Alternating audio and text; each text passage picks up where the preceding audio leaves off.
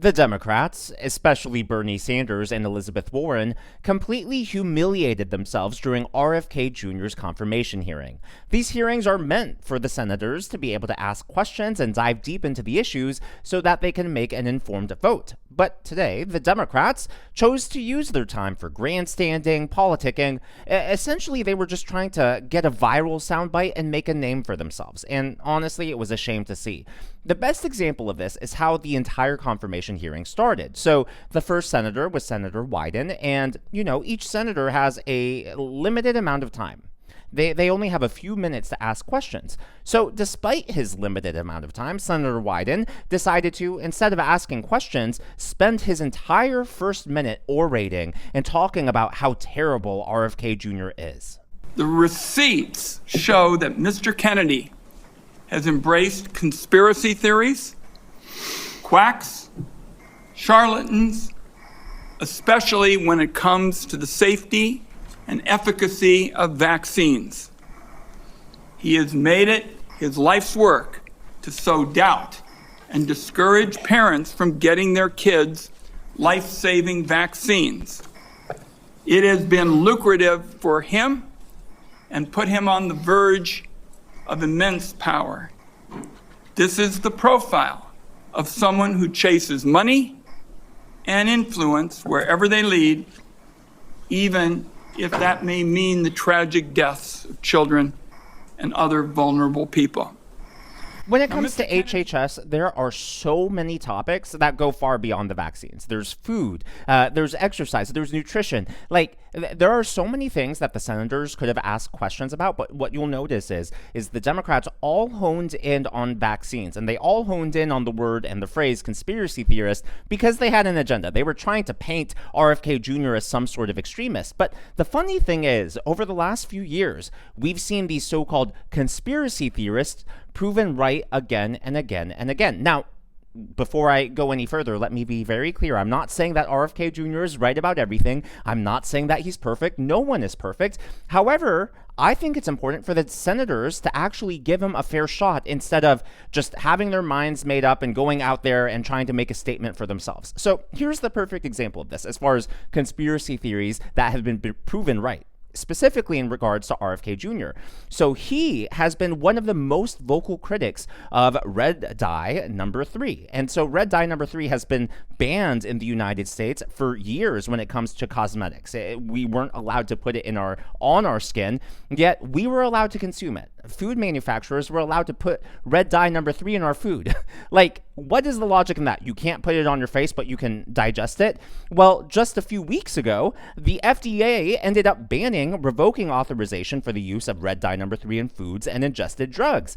So RFK Jr. was well ahead of the curve. He was well ahead of the official science. It took the FDA years to catch up to where he was on that topic. Again, I'm not saying that he's right about everything. I'm not saying that he's perfect and that we shouldn't question him, because that is the point of science, to question, to challenge, to look at all the different alternative theories, all the different hypotheses, and to try to distinguish and determine what the truth is. And I honestly think that that's been one of the biggest issues with science in recent years. Because if you dare challenge the narrative, if you dare ask a genuine and honest question, you're automatically labeled a conspiracy theorist, even though the whole point of science is asking questions. And the fact of the matter is that if the evidence is so incontrovertible, then you shouldn't be afraid of questions, because you can just say, hey, let's look at the evidence, let's look at the science, let's look at the data, and we can draw conclusions. But instead, what the left wants to do is they want to malign, excommunicate, and label anyone who asks questions a conspiracy theorist, even though time and time again, such as when it comes to red dye number 3, those conspiracy theorists have been proven right. Now, Senator Wyden also accused RFK Jr. of having financial conflicts of interest, which is really ironic since Wyden has received over $1.5 million from the healthcare industry, and about half of that came from big pharma, from major healthcare corporations. So again, just a little hypocritical there. And then he also accused RFK Jr. of aligning with quacks, which is really rich coming from someone who voted to confirm Dr. Rachel Levine.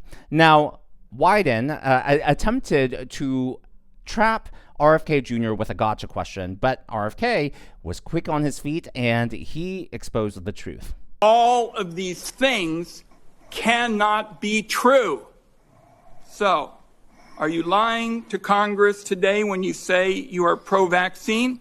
Or did you lie on all those podcasts? We have all of this on tape, by the way. Yeah, Senator, as you know, because it's been repeatedly debunked, that statement that I made on the Lex Friedman podcast was a fragment of the statement. He asked me, and anybody who actually goes and looks at that podcast and will see this. He asked me, are there vaccines that are safe and effective? And I said to him, some of the live virus vaccines are. And I said, there are no vaccines that are safe and effective. And I was going to continue for every person. Every medicine has people who are sensitive to them, including vaccines. Right. So he interrupted me at that point. I've corrected it many times, including on national TV. You know about this, Senator Wyden. So bringing this up right now is dishonest. 100% true. These senators have staffers. It is highly unlikely that someone on his staff didn't see the full context or was aware of the corrections and the clarifications that RFK Jr. has publicly made. On top of that, this whole issue with sensitivity to vaccines, it's just common sense. You don't even have to read a scientific paper to know that, because there are people who have food allergies just everywhere. Whether I know there's controversy around peanut allergies because they're more recent, but shellfish allergies, lactose intolerance, there are so many issues. If we, as a species, are sensitive to different types of food, does it not make sense that some people would have different reactions to not just medications, but to vaccines? To me, that's a common sense issue. And you're not a quack, you're not a conspiracy theorist for saying, hey, maybe some people should have exemptions. Maybe people should be able to determine what they put into their bodies. Gee, a novel thought in a free country. Now, one of the craziest moments during the confirmation hearing was when Bernie Sanders put up 2 pictures of onesies, baby onesies behind him, and started screaming at RFK Jr. And he was asking, do you support these onesies? Do you support these onesies? Yeah, the same Bernie Sanders that seriously ran for president, almost beat Hillary Clinton, and could have potentially been president of the United States. Woo, we dodged a bullet there. They are selling what's called onesies. These are little things, clothing for babies. One of them is titled Unvaxxed, Unafraid. Next one, and they're sold for $26 a piece, by the way. Next one is No Vax, No Problem. Now, you're coming before this committee and you say you're pro-vaccine. Just want to ask some questions. And yet your organization is making money selling a child's product to parents for $26, which casts fundamental doubt on the usefulness of vaccines. Can you tell us now that you will, now that you are pro-vaccine, that you're going to have your organization take these products off the market? Senator, I have no power over that organization. I'm not part of it. I resigned from the board. Yeah, that was just a few months ago. You founded that. You certainly have power. You can make that call. Are you supportive of this? I've had nothing to do with leadership. Are you supportive of these onesies? I'm supportive of vaccines. Are you supportive of this clothing, which is militantly anti-vaccine? I am supportive of vaccines. I will. I want good science, and I want to protect. But you will not tell the organization you founded not to continue selling that product. Thank you, Mr. Chairman. Militantly anti-vaccine, as if he's some sort of terrorist or dangerous vigilante. Militantly? Seriously? That's the word he wants to use? Well, just for the record, even CNN is confirming what RFK Jr. said. Sanders asks RFK Jr. about his, quote, former organization selling anti-vaccine baby onesies. So, yes, it truly is a former organization. He's left it, yet Bernie Sanders thinks that he can magically control what they're selling. And also, just for the record, those onesies aren't anti-vax. There is a difference. To me, they read as more pro-choice. You can take a look at what they said again, like no vax, no problem. That in itself is not anti-vaccine. Like, okay, I eat meat. that does not mean that I am anti-vegan. There's a difference there, right? I am choosing to eat meat. And so it would be like if I wore a shirt and it said, I eat meat, no problem. I mean, that's not me attacking vegans. That's not me attacking vegetarians. That's just saying, hey, I have freedom of choice and I want to express it in this way. If he wants to construe that as anti-vax, then, we live in a free country. Freedom of speech also means freedom of thought. You can do that. Now, even though you have free speech, even though you have free thoughts, Bernie Sanders tried to shut down RFK Jr.'s train of thought when he asked the following question. Senator, I can't give you a yes or no answer to that question. Healthcare a human right? Is healthcare a human right? In the way that free speech is a human right, yeah. I would say it's different because with free speech doesn't cost anybody anything, but in healthcare, if you smoke cigarettes for 20 years and you get cancer, you are now taking from the pool. Well, and so are you guaranteed the same right, or is there also a duty? I'm sorry. I'd love to talk for an hour with you. We got a few minutes left here. All right. Every other country on earth says healthcare, whether you're poor or rich, young or old, is a human right. I'm not hearing you say that. All right, you've talked about the drug companies. That is just faulty logic, really bad logic. Just because other countries provide universal healthcare and they have a universal healthcare system, that does not mean that they view it as a human right. Here is proof of that. And whether or not healthcare is a human right is another question, and I'll get to that in a few moments. But those other countries, they don't provide free food. They don't provide free water. And if you think about it, food and water are more essential to your everyday life than healthcare. Because if you are a healthy, able-bodied person, odds are you don't need to visit the doctor every day. And, most people, you shouldn't visit the doctor unless you're sick or you have a chronic condition or ailment. Like, they cover healthcare, but they're not covering the basics that are a necessity to live, to actually survive in day-to-day life. If they truly believed, those other countries, that they were covering human rights, they would be paying for food, they would be giving away water for free, they'd be providing housing for free because you need housing more than you need the ability to go to the doctor.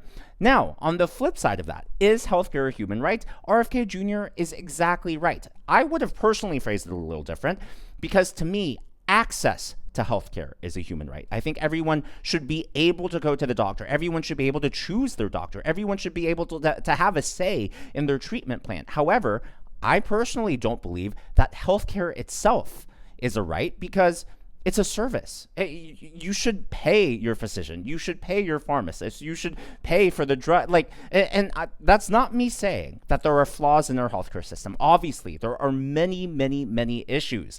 But issues in our healthcare system, such as why is everything so dang expensive, that is an entirely different conversation. But what really bothered me about that was that as RFK Jr. was really trying to explain his views, Bernie Sanders, he just cut him off. It's like, dude, Bernie, you just asked the man a question, the man that you're about to vote on. He started answering your question. And because he started answering it in a way that you didn't like, perhaps you thought he gave a more intelligible answer than you were expecting, you just shut him down?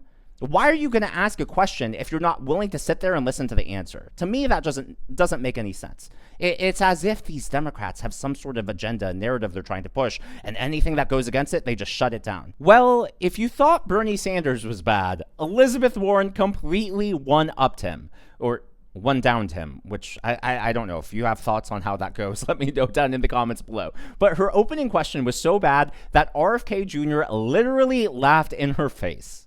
Commit that when you leave this job, you will not accept compensation from a drug company, a medical device company, a hospital system, or a health insurer for at least 4 years, including as a lobbyist or a board member. Can you just repeat the last part of the question? Can I commit? You're not going to take money from drug companies in any way, shape, or form. Who? Me? Yes, you. Oh. I'm happy to commit to that. Okay, good. That's what I figured. I said it's an easy question to start with. And I think you're right on this. I don't think any of them want to give me money, by the way. Just keep in mind, this is the man who has quite literally sued Big Pharma, sued major healthcare corporations. They don't want to give him money.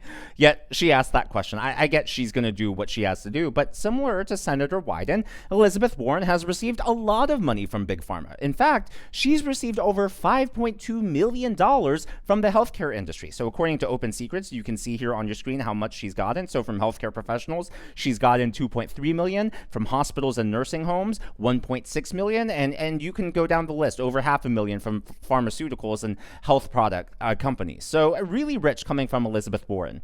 Now, like I said earlier, the senators have a very limited amount of time. Depending on how it is, as short as 5 minutes, up to 10 minutes, they can always ask for extensions as well. But instead of actually allowing RFK Jr. to speak, Senator Warren filibustered for like 2 minutes, just went on and on. She was just droning. And in fact, she was talking so much that RFK Jr. blew his nose in the middle of it.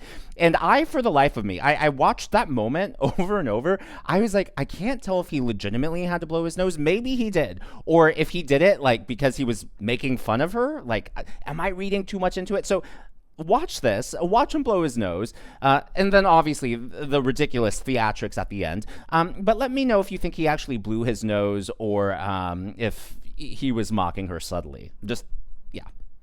I'm asking about fees from suing drug companies. Will you agree not to do that? You're asking me to not sue drug companies, No, and I'm not going to agree to that, drug Senator. companies as much as you want.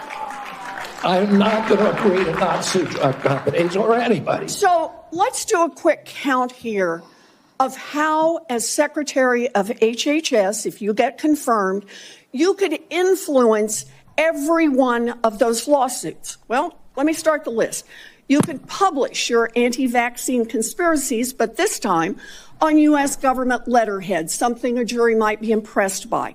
You could appoint people to the CDC vaccine panel who share your anti-vax views and let them do your dirty work. You could tell the CDC vaccine panel to remove a particular vaccine from the vaccine schedule. You could remove vaccines from special compensation programs, which would open up manufacturers to mass torts. You could make more injuries eligible for compensation, even if there is no causal evidence. You could change vaccine court processes to make it easier to bring junk lawsuits. You could turn over FDA data to your friends at the law firm, and they could use it however it benefited them. You could change vaccine labeling. You could change vaccine information rules. You could change which claims are compensated in the vaccine injury compensation program.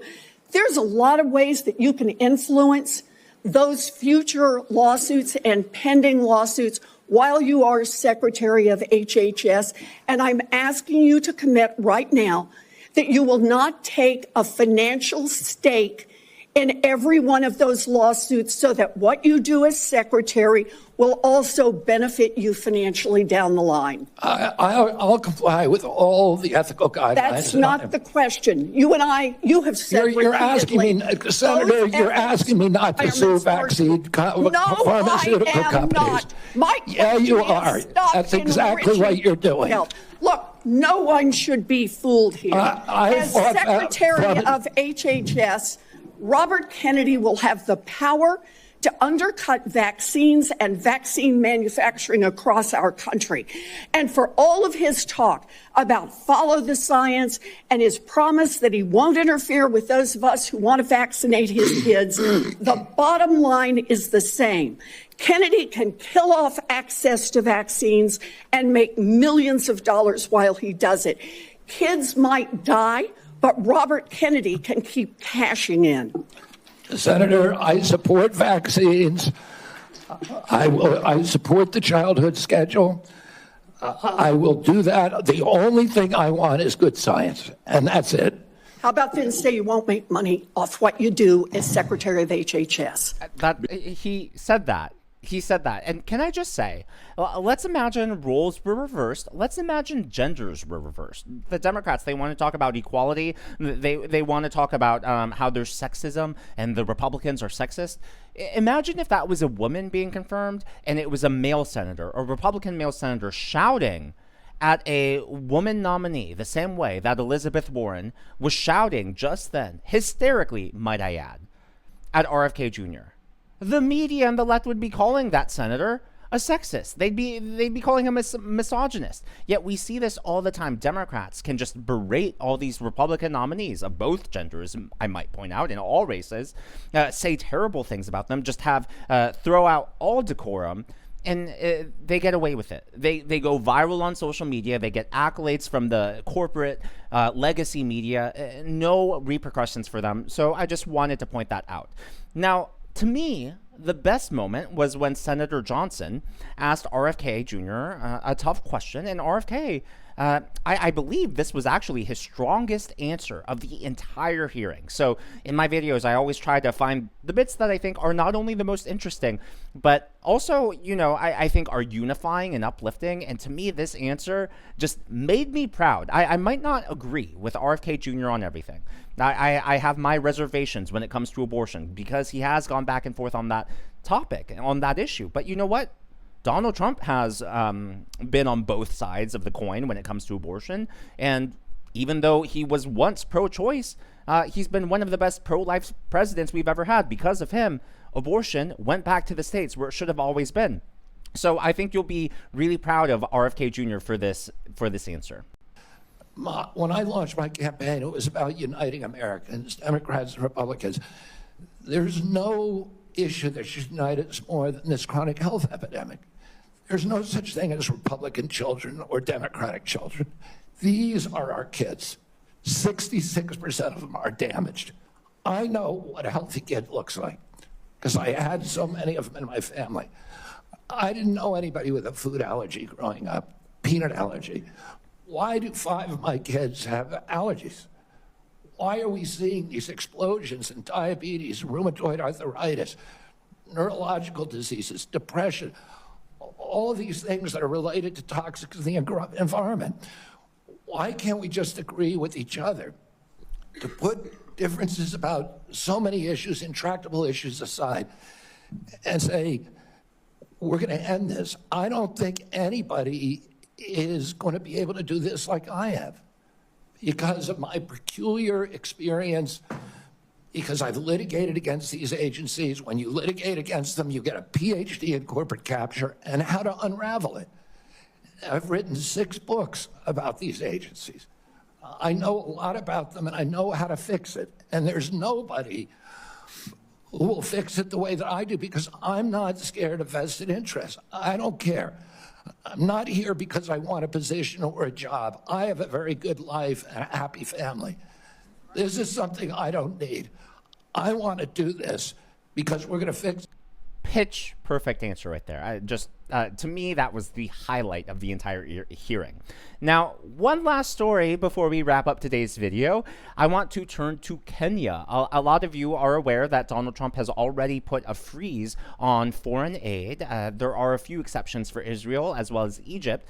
Now, in Kenya, the former president, and I'm probably going to butcher his name, but I'm trying my best, Uhuru Kenyatta, gave a speech. And he addressed the fact that Donald Trump has now cut off funding to foreign countries. And obviously, he was speaking about Kenya. And I think y'all are going to love this. People the other day crying, oh, I don't know, Trump has removed money. He said he's not giving us any more money. Watu wanalia. Why are you crying? It's not your government. It's not your country.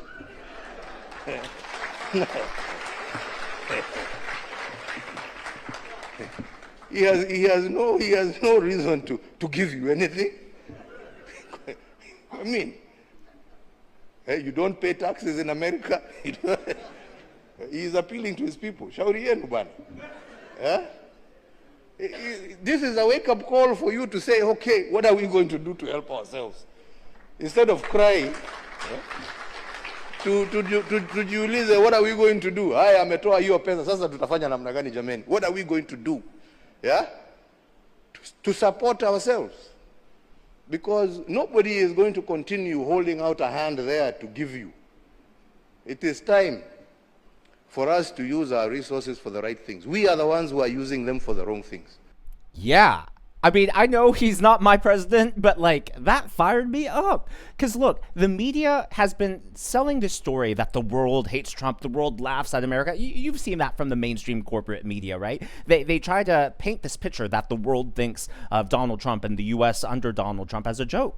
But when I see that, I actually get a sense of American pride that Trump is not only empowering Americans to do what's best in their own lives, but he's also empowering other countries to take responsibility for themselves and to make their own countries great in their own way. Like, why is the U.S. responsible for funding everything? Why does the U.S. Always have to be like the world police? Like, why are our tax dollars bankrolling other countries? It doesn't make any sense.